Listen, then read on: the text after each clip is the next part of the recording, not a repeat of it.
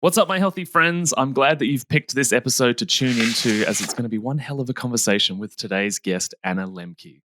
First order of business, though, is that in 2023, it's my mission to coach 500 people to stop the binge eating and savage self-talk cycle so they can lose weight whilst feeling in control and without restriction along the way. And one of the major parts of working on that relationship with food is about changing your relationship with pleasure-seeking behavior, which gives you a hit of dopamine.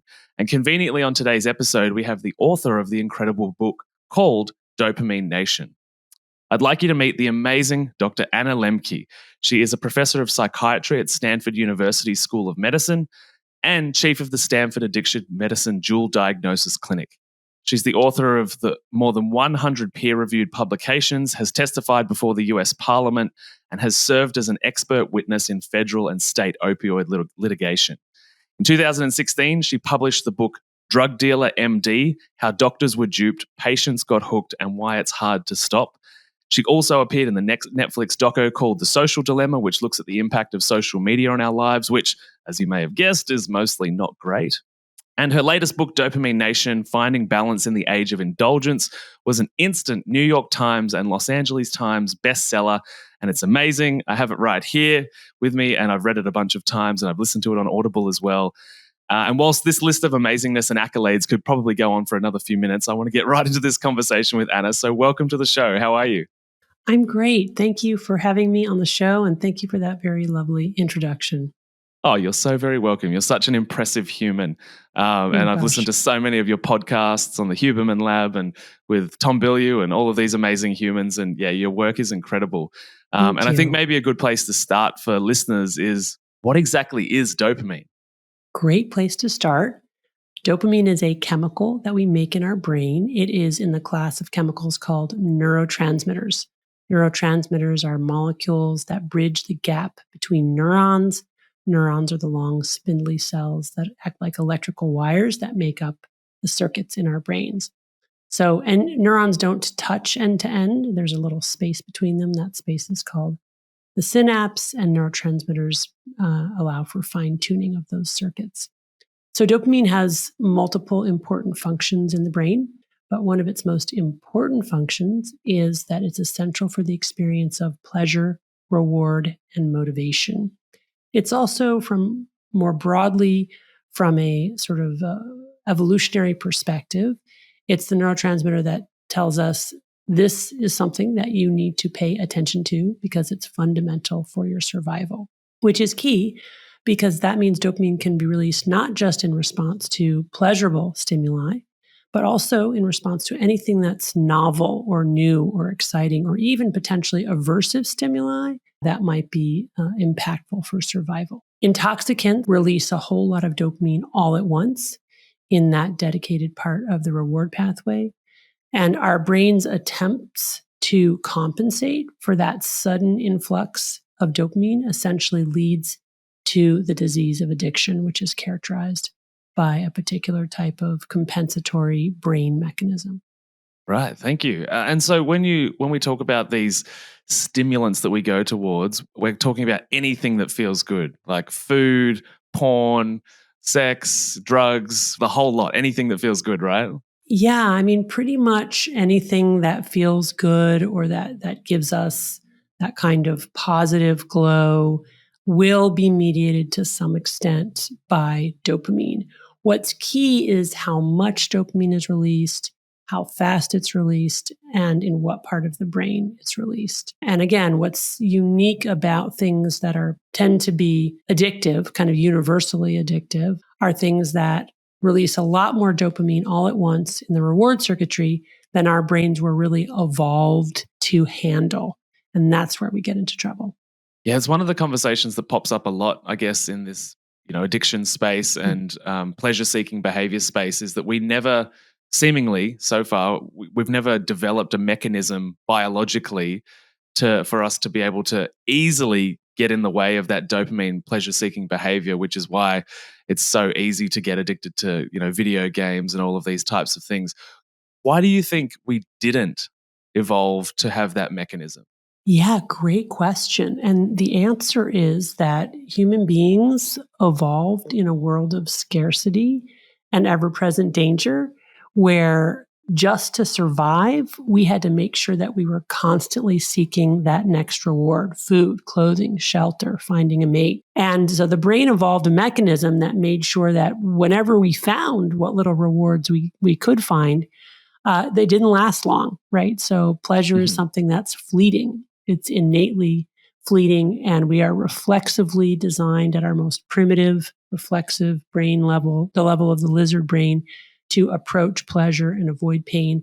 And frankly, that is what has kept us alive, through the millions of years of evolution. The problem is that we now have created a world which is very different from the world that we evolved for, and which is essentially makes this kind of pleasure pain mechanism a liability. Yeah. I'm curious as to so that's sort of looking at the past of evolution.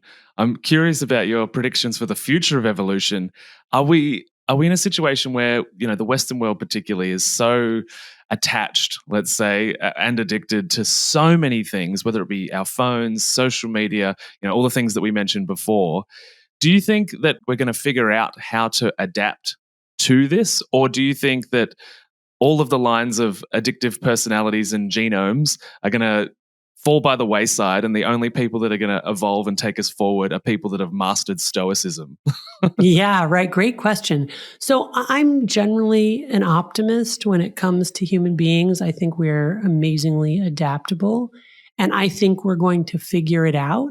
And believe it or not, I think it's the people who are most susceptible to the problem of addiction that might be the ones who show us the way. So people in recovery from severe addictions are like modern day prophets for the rest of us. If they've been able to figure out, how to survive in this dopamine overloaded world, then they have a lot of wisdom for the rest of us. Having said that, I do think that addiction in its many guises will be and is the modern plague. So I think we are going to struggle and suffer, and a lot of lives are going to be lost between now and however many hundreds of years it takes for us to get a better handle on how to live in a world of abundance, because it looks like that is the world that we're headed toward. Machines do our work, leaving us more leisure time, leaving us more disposable income.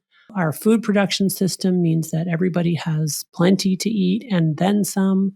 We've got all of these entertaining things that we can distract ourselves and amuse ourselves with, an amazing worldwide supply chain that delivers them to our doorstep or to our fingertips, for that matter, instantly.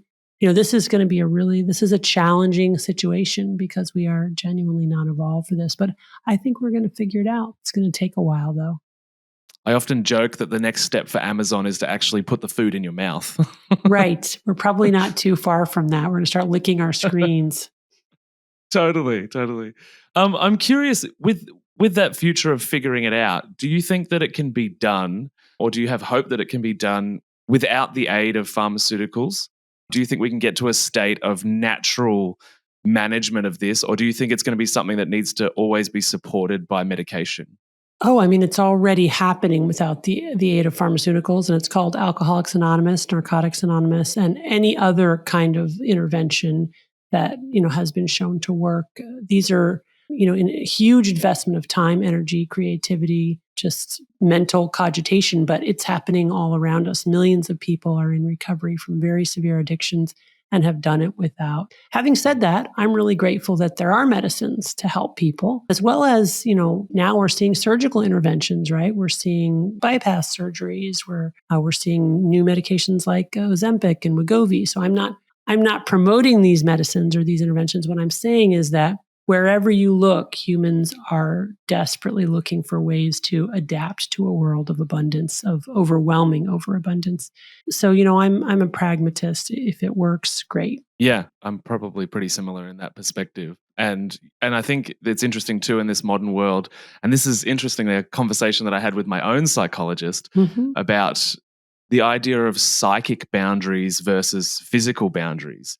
And that he was sort of challenging me. We're talking about procrastination and, how easy it is sort of running your own, business and thing from home. It's so easy. There's, Netflix is just over there and the food's just over there. And we were talking about putting physical boundaries in place. But the reality is that until I've developed the psychic muscle to make a choice not to engage rather than be limited by physicality, only then have I mastered that sort of relationship, managing that dopamine seeking behavior in that moment.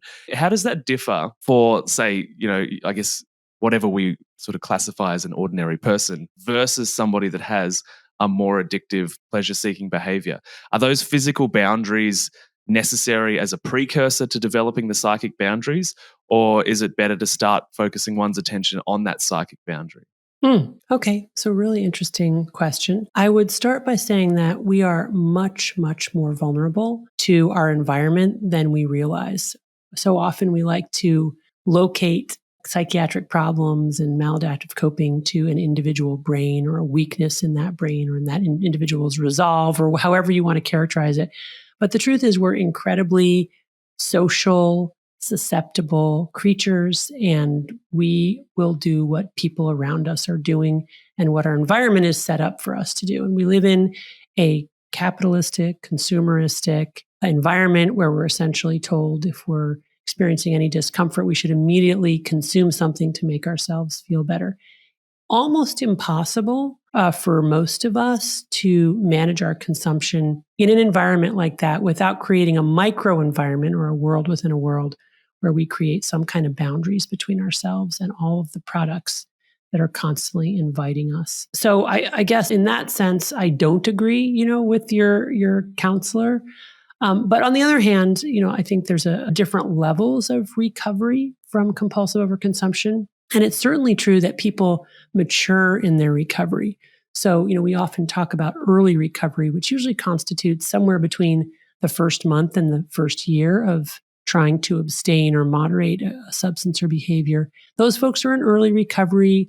Their neural circuits are in the baby stages, the neural circuits of trying to create other coping strategies, other ways of, recreating, other ways of problem solving.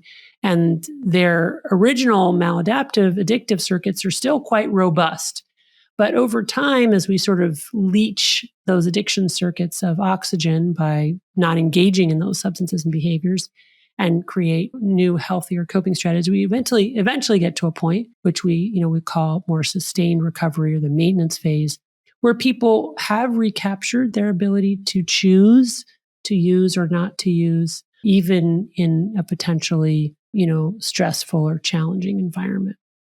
In that recapturing, is that a moment where they then integrate their choices or reintegrate their choices with their new identity? I think identity is a lot of it. So, for example, when qualitative studies of things like Alcoholics Anonymous talk about this shift in identity, introducing yourself as an addict, alcoholic, conceptualizing yourself as having an allergy to that substance, as being not a normie, not like other people. So that's just one example of an identity shift. There are other ways to shift that identity. It might be as somebody who doesn't have agency to somebody who does have agency. There are many, many ways to create identity in recovery. And I do think that's really fundamental. Sometimes it comes in people wanting to live more meaningfully and according to their values. And so that's an identity shift. So yeah, I think identity shift is an important part of it. Yeah, and I think as well that classic sort of Tony Robbins or Jim Rohn line that's been going around for possibly centuries, I guess. The average of the 5 people that you hang around goes back to that idea of the environment and the people Right. we relate to. And as you know, but anyone that's studied any form of health at all, we do social determinants of health and the impact of those people around us. And I guess that leads me to ask, when working with people that are really restricted in their ability to change that environment, what's sort of the next step? Because I speak to a lot of people in the food space and the binge eating and emotional eating space. When it's a conversation around my mum says this or the mother-in-law hassles me about not eating this or not drinking, it's really difficult to get rid of these people out of my life. Mm, And so my biggest influences are basically some of my biggest challenges. right. How do you navigate that environment or shift the identity within the tribe that you're scared of being rejected from? Yeah, so true. Really a great question, a great topic. I see this more, people who develop alcohol addiction who come from heavy drinking families. So Hmm. nobody else in the family has had serious consequences necessarily or self-identifies as being alcoholic, but they're all drinking way too much and it's completely embedded into their social gatherings. Really, really tough. I just really validate, yeah, that's hard. That makes your circumstance a lot harder. I don't encourage people to cut themselves off from the people in their lives, because that's not necessarily the right thing either. But on the other hand, you can keep people who have been in your life who are not a great influence. You can keep them in your life and still not hang around with them as much. So I do think, that is still the message. You can love your parent or your sibling or your spouse or your kid, whatever it is, or this friend group, but you can decide that really you can't spend as much time with that group because in the end, that group is not going to be the best thing for you. And that really is key. I don't believe it's possible to not, to stay in that social milieu and really consistently and for the long term change consumptive behaviors. You've got to essentially get out and get a supportive, sober social network. Yeah, that makes a lot of sense to me. I'm curious because I know that in the book Dopamine Nation, which for everybody should read because it's fantastic. Thank you. You're welcome. Is this relationship between the pleasure seeking behavior, but also the pain element of our life experience? Can you describe that balance and why one leads to the other? Because I think understanding, because when we talk about pleasure, we always think about the good outcomes. But as you describe so eloquently in the book, is that the pain balances that out, and the deeper the pain gets, and the relationship between that sort of seesaw that goes back and forth really dictates how our life experience goes. And so I'd love it if you could talk to that pain pleasure balance. Sure. So, to me, one of the exciting findings in neuroscience in the past 75 years is that pleasure and pain are actually co located in the brain, meaning that the same parts of the brain that process pleasure also process pain, and they work like opposite sides of a balance. So, if you imagine there's like a teeter totter in a kid's playground, when we're at rest, that balance is level with the ground. When we experience pleasure, it tilts one way. When we experience pain, it tilts in the opposite direction.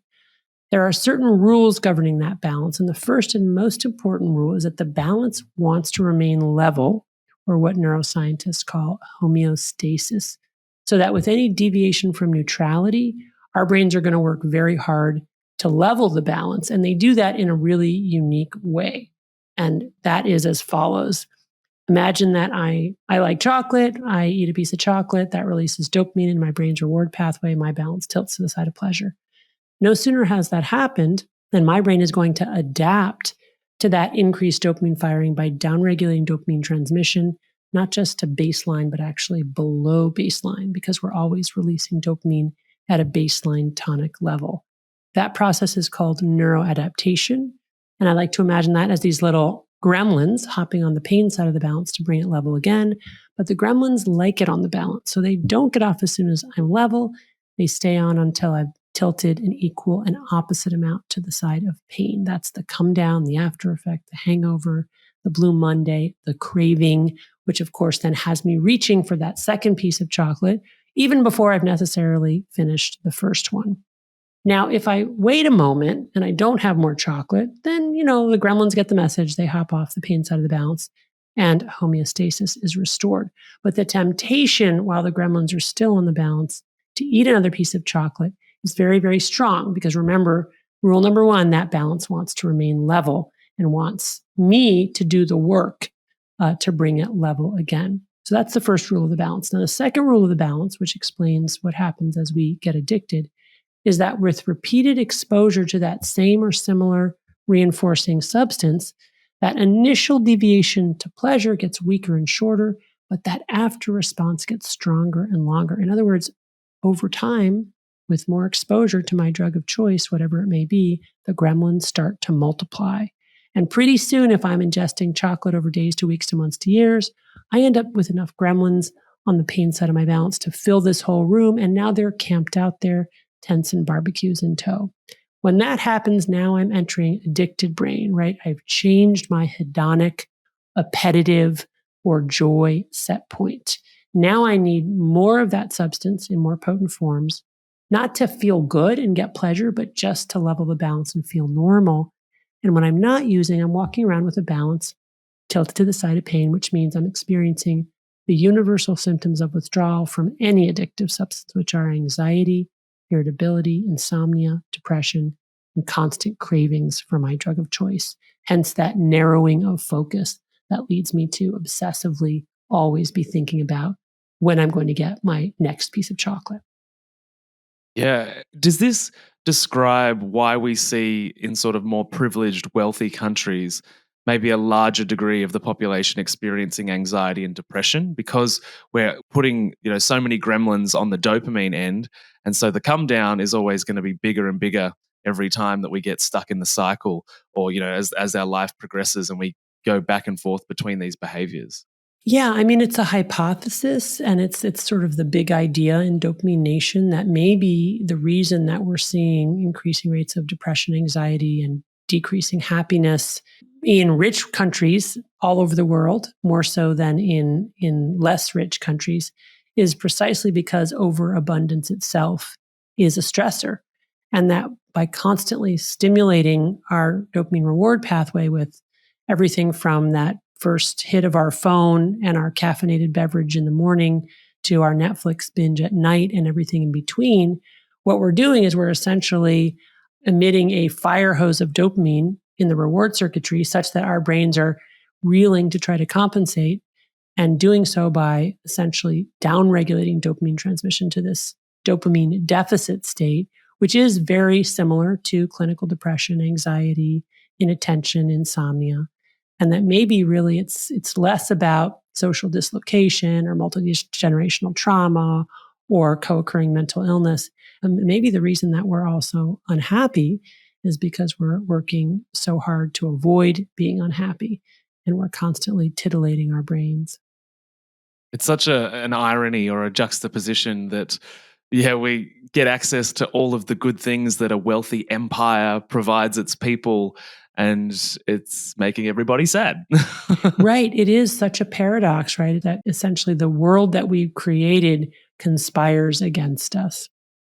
It reminds me of that Jordan Peterson quote, choose your suffering or the world will choose it for you. Oh, And that's nice. Yeah. yeah, and to me, that's the idea that Hmm. we are in this world of overabundance. And so if we don't figure out a way to create our own suffering, like going to the gym every day, getting in Right. cold water therapy, then we're going to be victim to a narrative that's run by capitalist society.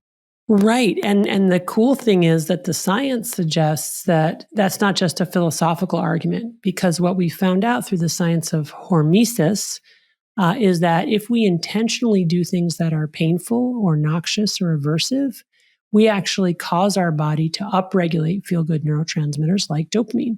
So, for example, experiments show that if you immerse yourself in an ice cold water bath for an hour, dopamine levels initially do not rise in response to that because it hurts, right? Yeah. But over the latter half of the dopamine of the ice cold water bath, dopamine levels rise, some 400% above baseline. And then here's the exciting part: they stay elevated for hours afterwards before going back down to baseline levels without ever going into that dopamine deficit state. The same thing happens with exercise.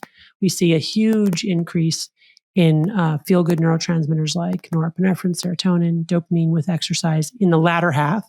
But again, even after we stop running or biking or swimming, we get that feel good high afterwards without ever going into that dopamine deficit state. So by paying for our dopamine up front, by doing things that are hard, we manage to get to that place where we can feel good for a while without getting the cravings that come with using intoxicants that get us caught up in that vortex of constant craving and feeling progressively worse over time. Yeah. I've got a question about the conversation between moderators and abstainers. I have this conversation a lot in like emotional eating, sugar addiction kind of space, because a lot of people really, really want to be moderators Yeah. because they don't want to break up with their drug of choice or the food, Yep. Permanently. And that idea is terrifying in itself and even instigates further binging because of the fear of loss and the possible Yeah. grief of not having that Yeah. pleasurable experience in their life. What's the data show on the idea of abstainers and moderators and people that can develop a new relationship with their drug of choice versus people that every time they try to just dip their toes in the water a little bit, they end up diving to the bottom? So there are data for this on alcohol, and alcohol is very close to food and sugar, actually, because they're both, mediated through our sort of appetitive caloric system. Calories in alcohol as well. It's a type of sugar, in fact. So, and what the data show is that, it used to be thought that, once an alcoholic, always an alcoholic, you could never drink again. But there are emerging data showing that with a period of abstinence of at least 1 month, that some people who have met criteria for an alcohol addiction can actually go back to drinking alcohol in moderation with an enormous amount of effort. But it's probably those individuals who have had milder forms of alcohol addiction and who also are willing to just invest an enormous amount of effort. So when we work with people clinically, and who say they want to moderate, we say, okay, great, we'll work with you toward that goal. And we do, but it has to start with this period of abstinence, because the abstinence allows us to reset reward pathways such that we have a much better chance, starting out from homeostasis, of actually being successful than if we're just constantly battling those gremlins who are kind of replicating on the pain side of the balance. So, and I think the moderation discussion is an important one, especially in this day and age where more and more people are struggling with substances that they can't abstain from, right? Like food and digital devices, digital content. We all have to eat, we all have to interact with this technology. So I think conceptualizing what that's going to look like is really important. Now, having said all of that, I think many, many people deprive themselves of the opportunity to be truly free of the pain of their addiction by constantly seeking moderation instead of just reframing abstinence as not something I'm depriving myself of, but actually something that I can give to myself as an enormous gift, which is the freedom from the craving cycle. Because once people actually get out of that craving cycle, it's easier to abstain, right? It gets easier. But also, like, people feel better. They feel better about themselves. They actually feel psychiatrically less depressed, less anxious, less irritable. And so I think on the one hand, acknowledging the grief and the loss, and I'm not like other people, and I wish I were, and all of that's totally true. But on the other hand, I think this reframe of saying, you're giving yourself a huge gift by committing to long-term abstinence, because then you'll truly be free of this thing that's got you, ensnared. And when it comes to food, that looks different for different people, and much more than I do about this, but I would think that would look like things like giving up processed food or giving up high sugar food or whatever that person's particular thing is. It's hard in this day and age because, like, our food supply has been drugified. I mean, it's hard to even find a slice of bread that doesn't have sugar in it. So it's not easy. It takes a big commitment. But I think for people with severe addictive tendencies to food, it can really make their lives better to just commit to abstinence. I'm curious, in that to abstinence and that beginning phase of, and you sort of said, with an enormous amount of effort, what is needed in order to make the willpower strong enough? Is it just a genuinely deep desire to be different or for your life to be different? Because there's so many stories of people trying and that willpower running out because they're tired, because the kids kept them up, and work's stressful, and all of the things that weaken that willpower mechanism. Yeah, willpower is, it's not an infinite resource. Like, right, if we just rely on our willpower, we're probably, most of us, not going to be successful, especially when it comes to food, because it's just everywhere and we're constantly being asked to, imbibe, which is why it's so important to have, what I call these self-binding strategies. And getting back to, the who you hang out with, right? To constantly renew our motivation and renew our willpower, we really have to surround ourselves with other people who are committed to that goal, reminding us of why it's an important thing that we value and we want to do, and why we don't want to go back to the way we were before. but also other self-binding strategies where we don't have our drug of choice easily accessible in our homes or on our phones or in our cars or whatever it is, so that we create both literal and metacognitive barriers between ourselves and our drug of choice so that we can press the pause button between desire and consumption. And again, thereby a little bit like electric cars, how like when you press on the brakes, it actually recharges the battery. So I think something similar happens to us, neurologically. If we can just press on the brakes a little bit between wanting our drug of choice and actually ingesting it, we're actually recharging the battery and giving ourselves more energy to, in fact, accelerate in the direction where we really want to go. Do you think along this journey, people need to replace that pleasure-seeking experience with healthy alternatives? Or is it about totally cutting off that dopamine supply altogether rather than substituting one thing for the other? It's really both. Yeah. We really have to make the commitment to abstinence or, extreme moderation, whatever we decided, moderation after at least 4 weeks of abstinence. So that really has to start there. That's bad news for people. Like, they don't want to hear that. People always, well, what if I just replace my one drug of choice with another drug of choice or something else? Patients will say, well, sure, I'll stop taking, this drug for anxiety if you just give me something else for my anxiety. And that's where I have to come and say, well, it doesn't work like that. Like, there's no free lunch. And for you to get off this anti-anxiety med, you're going to have to go through some considerable, anxiety as part of the withdrawal, but it's time limited. Now, having said that, it's not just about that, although it starts with that. It's also about figuring out what we value, what we want to do in our lives, what's meaningful to us, and then really having a lot of approach behavior toward those types of things. So not necessarily, not replacing just one pleasurable activity with another, because then we're at risk for cross addiction, getting addicted to the other thing that's now pleasurable. But really kind of trying to do things that are rewarding, but in a kind of a slower, more deeply meaningful way.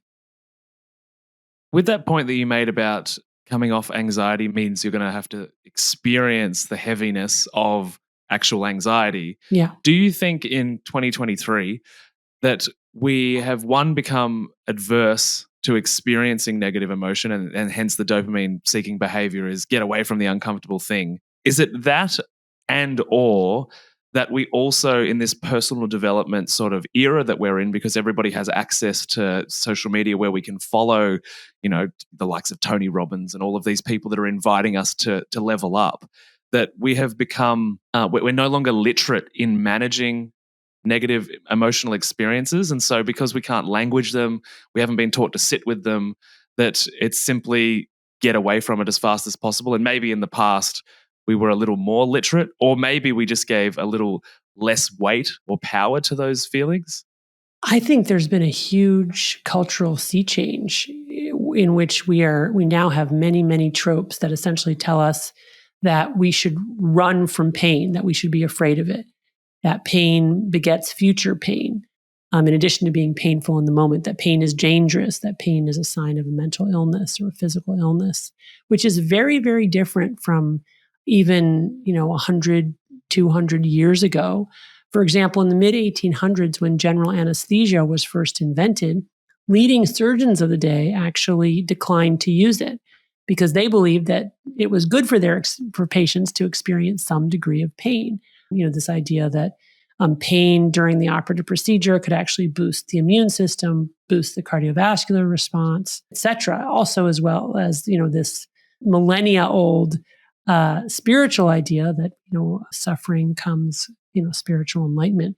These are notions that we have essentially in 21st century United States anyway. Maybe it's the same for you all. We've essentially thrown that out the window, and now we're spending a lot of time trying not to feel pain. But the irony is that we're in more pain than ever before. Yeah, well, and I think as well, there's sort of that big shift of, wellness gurus and mindset gurus that are running us away from that. But I would also say that now, and the sort of the main man to mention, I think in this space is David Goggins, right? Right. Is that there's that kind of comeback in the other direction, which is like seek your ultimate suffering, Right. like look for the pain, push through the pain. And so Right. there is that sort of movement or that, Mhm. response to that movement of being like, yeah, the only way to get yourself together is to do, pick up the heaviest burden that you can and move forward. Yeah, and he's such a credible source because that's how he turned his life around, right? So Yeah. when you see that, you're like, wow, okay, well if he did it, maybe I can do it too. In fact, somebody told me anecdotally that um, one of the main inspirations in the United States for joining the military, which is voluntary, is actually David Goggins. That because that was Right. part of I gather how he turned his life around, which I think is it's just interesting how these certain models kind of come to the fore at certain points in human history and people get excited about it. And I think people are excited about this model precisely because we're such these ridiculously comfortable and indulgent lives, and yet we're no happier. So people they're more and more skeptical of, the happiness train. Yeah, totally. Well, second to Goggins, we've got Wim Hof, cold and Right. ice therapy. And I think Right. Joe Rogan has made like Brazilian Jiu Jitsu and mixed martial arts, Right. really Right. popular. Is the answer for all of us, maybe in varying degrees, to go and find our struggle, to get into the gym, to get into ice baths, to find a sport that maybe has a degree of aggression or violence in order to manufacture that experience? I mean, I do think that we are living such disembodied lives, and we're in such a dopamine overloaded world that I actually think we have reached the need for a new form of asceticism where we have to intentionally seek out and invite pain into our lives. I'm not talking about self-cutting, obviously, but healthy, adaptive, right-sized pain, I think, is really important. And if you look back to this pleasure pain balance, it turns out that the gremlins are agnostic to whatever the initial stimulus is. When we press on the pleasure side with intoxicants or stimulants or even milder pleasures, they hop on the pain side. But if we intentionally seek out and invite in the right size pain, those gremlins will go over to the pleasure side. And again, we will get our dopamine indirectly. Now, there are a lot of caveats to this because people can get addicted to pain, right? They can press too hard and too fast on the pain side and actually physically injure themselves, or they can become too reliant on that as a coping mechanism and get addicted to exercise or even ice cold. I've had a patient who was edging toward getting addicted to ice cold water baths, kept upping the ante with more and more elaborate forms of colder and colder water. You name it, everything now has become more reinforcing, more accessible, more potent, more novel, essentially more drugified. So it's now possible to get addicted to even things that we think of as adaptive and healthy, like reading or playing chess or other people, right? Social media has taken human connection and drugified it. So it's really easy to get addicted to either side of that balance now.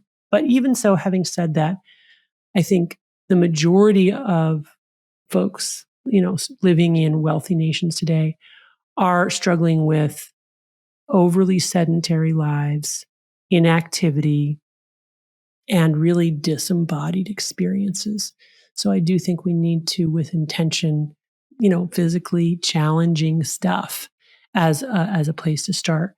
But the other mistake that people make is this kind of work hard, play hard mentality where it's like, okay, well, I'm going to force myself to go to this extreme of some painful activity. And then instead of experiencing the natural reward from not doing that activity anymore, they say, well, now I'm going to reward myself by going out drinking or smoking pot or binge eating or gambling or shopping.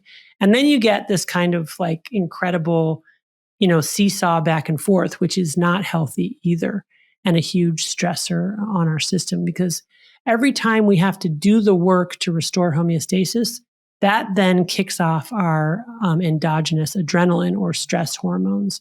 So that's definitionally what stress is. So, pressing really hard, really fast on either side, and then trying to compensate in the other direction is not good either. That makes me think of people that might be classified as workaholics. Right. Yeah, that are like so attached to the overworking, if you like, or maybe it's not overworking for them. In that instance, when it does have positive outcomes in regards to, being rewarded for in your career or financially, how do you how do you balance that pleasure pain balance back out without playing hard? Yeah, I mean, it really shows how much addiction is a biopsychosocial disease, and there are certain types of rewards that we think of as addictions, and others like work that we socially celebrate. But you're absolutely right. I mean, work has now become drugified too. First of all, it's more accessible. We can do it from almost anywhere, 24/7. So there's no natural stopping point for work anymore.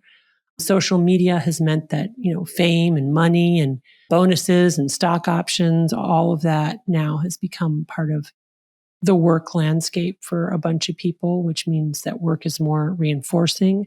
So yeah, super easy to get addicted to work now. And it is pleasurable, right? You get in that flow state, it feels really good, and you're making a lot of money, and then everyone tells you how great you are. Really hard to even think of that as something that's addictive. But of course, how do we define addiction? The continued compulsive use of a substance or behavior despite harm to self and or others. So, and work can definitely cause harm to self and or others. It can interfere with our, relationships such that we're not investing in them anymore. It can interfere with our health. We're not taking care of our bodies. It can interfere, with our minds, staying up too late, who knows, using stimulants, to make sure we can do that. So, yeah, I think we really need to be very thoughtful on our relationship with work as well. Yeah, it's so easy to not go to the gym or not do a workout because you're just in the zone with your work, or That's right. yeah, just be like, oh, tomorrow. And then 2 weeks later. Yeah, right, right. Yep. But Anna, thank you so much for being on the podcast and sharing your time with me. I'm really appreciative, and I know that everybody listening is going to enjoy everything you've got to say. And for anybody watching or listening, Dopamine Nation is the book. Get your hands on it. Anna, where can everybody find you on the internet? Where are we sending people? So, for obvious reasons, I'm not on social media, but I think the best place to find me is this podcast. And of course, reading my book, which is available wherever books are sold and also available on Audible. I love that. I'm working towards not being on any social media. It's It's great. It's great, let me yes, tell you. yes. Well, I feel like in my little business journey, social media was really important in the beginning to get off the Yeah. ground, and now it's sort of big enough that I can not really rely on that. I can start edging away. Yeah. Good for you. Thank you.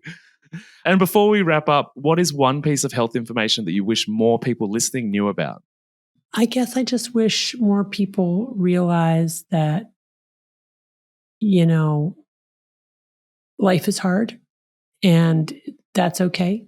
And it's, people have a right to be unhappy and that you don't have to pathologize that all the time. Wonderful. Thank you so much. You're And welcome. yeah, you're amazing. Everybody needs to check you out. All of your links will be down in the show notes below. So we've got everything everybody needs down there. Get your hands on the book. If you've enjoyed this episode, please share it with a friend or family member that you feel needs to hear this conversation. And in the meantime, Anna, we'll catch you on the next episode. Sounds great. So nice to meet you. You too. Thank you.